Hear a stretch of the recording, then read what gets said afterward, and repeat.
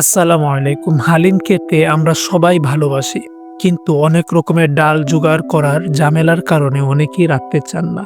আজ আমি দেখাবো রেডিমিক্স হালিম মিক্স দিয়ে কিভাবে একদম রেস্টুরেন্টের স্বাদের ঝটপট হালিম তৈরি করা যায়। কথা না বাড়িয়ে আপনাদেরকে দেখিয়ে দিচ্ছি আমি আজকে কিভাবে হালিমটি তৈরি করেছি। আমি গরুর মাংস নিয়েছি, সেখানে পরিমাণ মতো লবণ দিয়েছি। তারপর আদা রসুন বাটা দিয়েছি 1 টেবিল চামচের মতো। হাফ টি স্পুন দিয়েছি মরিচের গুঁড়া, হাফ টি স্পুন দিয়েছি ধনিয়ার গুঁড়া এবং হাফ টি স্পুন দিয়েছি হলুদের গুঁড়া। তারপর 4 পিসের মতো এলাচ দিয়েছি, 2 পিসের মতো লং দারচিনি দিয়েছি। তারপর দিয়েছি সামান্য তেল। এই মশলাগুলো দিয়ে আমি মাংসটাকে ভালো করে কষিয়ে নেব।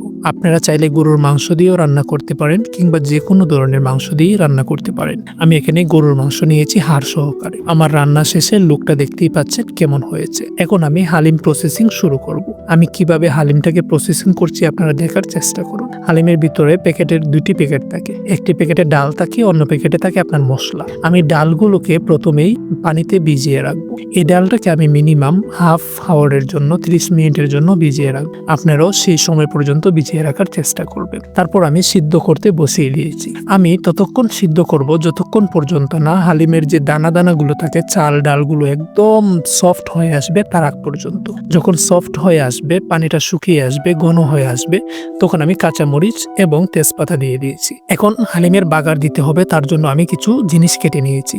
আদা কেটেছি, রসুন কেটেছি এবং পেঁয়াজ কুচি করে নিয়েছি। এগুলোকে আমি বেরেস্তা করে নেব, পরবর্তীতে আপনাদেরকে দেখাচ্ছি। এখন যে মাংসটা প্রথমে আমি রান্না করেছিলাম সেই মাংসটাকে হালিমের সাথে মিক্স করে দিচ্ছি। হালিমের যে ডালটি ছিল সেই ডালের সঙ্গে ভালো করে মিক্স করে সেটাকে আমি আরো অনেকক্ষণ জাল দিতে থাকবো। জাল দেওয়ার শেষ পর্যায়ে আপনারা দেখতেই পাচ্ছেন কালারটা কেমন হয়েছে। ভালো করে জাল হয়ে গেছে। মাংসটা আমি আগেই প্রপারলি সিদ্ধ করে নিয়েছিলাম। এখন যখন এর সাথে মিক্স করেছি এর স্বাদ কিছুটা হলেও বেড়ে গেছে। এখন হালিমের যে প্যাকেটের মধ্যে দ্বিতীয় প্যাকেটটি ছিল ছোট, এই প্যাকেটের সম্পূর্ণ মশলাটি আমি এর মধ্যে ঢেলে দিয়েছি। এই মশলাটি ঢেলে দেওয়ার কারণে এর কালারটা কত সুন্দর হয়েছে দেখেন, এবং হালিমের যে অরিজিনাল ফ্লেভারটা সেই ফ্লেভারটাও ছড়িয়ে পড়েছে আমার সারা ঘরের মধ্যে। আপনারা দেখতেই পাচ্ছেন। তারপর যে জিনিসগুলো আমি প্রথমে কেটে রেখেছিলাম আপনাদেরকে দেখিয়েছিলাম, আদা কুচি, রসুন কুচি এবং পেঁয়াজ কুচি, এগুলোকে আমি ভালো করে বেরেস্তা করে নেব। অনেকক্ষণ সময় নিয়ে গোল্ডেন কালার করে নেব। আমার গোল্ডেন কালার হয়ে এসেছে, আপনারা দেখতেই পাচ্ছেন কত সুন্দর কালার ছিল।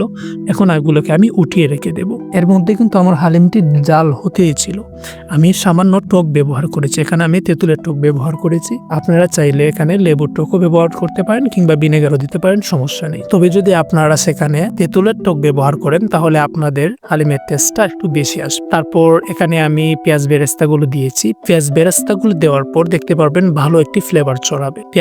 পেঁয়াজগুলো যখন গলে আসবে তখন আস্তে আস্তে হালিমের একটি ভালো ফ্লেভার ছড়াতে থাকবে। হালিমের টেস্টটা অনেক বেড়ে যাবে। হালিম বানানো আমার শেষ। পেঁয়াজ বেরেস্তা সবগুলো দিয়েছি। পেঁয়াজের যে তেলটা ছিল অবশিষ্ট সেই তেলটাকেও ঢেলে দিয়েছি। এখন দেখতে পাচ্ছেন কত সুন্দর হয়েছে আমার সেই হালিম তৈরিটি। হালিমটি এভাবেই তৈরি করলে আপনারা অনেক দিন, ইচ্ছা করলে 2-3 দিন ফ্রিজের মধ্যে রেখেও খেতে পারবেন। খুবই মজার হয় এবং সুন্দর হয়। আমার দেখানো পদ্ধতিতে যদি হালিম তৈরি করে খেতে চান তাহলে অবশ্যই ট্রাই করুন। আমার রেসিপিটি ভালো লাগলে আমার পেজটিকে ফলো করে পাশে থাকবেন। ধন্যবাদ সবাইকে। আসসালামু আলাইকুম ওয়া রাহমাতুল্লাহ।